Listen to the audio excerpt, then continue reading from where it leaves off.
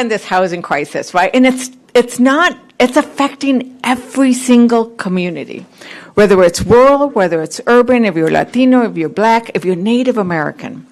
And I want to focus a little bit on home ownership. I know we have all the problems that everybody has talked about, but when you don't own a home of your own, you don't stabilize your housing cost, and you don't build equity, and you don't build memory.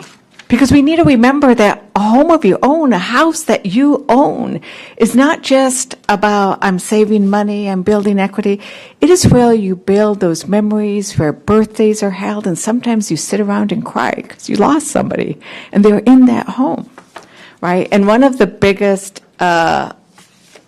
problems, if there is a house to buy, is down payment assistance, right? And so I have a program that I actually funded in New Mexico called the Home of Your Own, $30,000 down payment assistance. I funded it, and then I brought the bill, the Home of Your Own Act, before the Vice President ever suggested it, $30,000 down payment. You can put it into a revolving loan fund.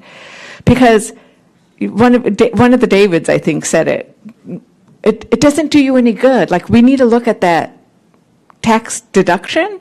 It doesn't do you any good to wait for a tax deduction. You need that money when you're going to be buying that home, so you need that down payment assistance. So I know, Nikita, you mentioned that in your testimony. Why is it that important that we get people help at closing? We would grow homeownership by 5 million new home buyers in rural, urban, and suburban communities. We would give them down payments so that they can afford homes in cities like Pittsburgh, Pennsylvania, where we actually have ample affordable housing. We just don't have these down payments that will allow families to successfully enter into home ownership. And thank you. And I think it's important for both first generation, but also all Americans, because the fact that your parents could afford their home and you can't, and your children can't, makes people think I'm working so hard and I'm not getting ahead, and that is part of the frustration.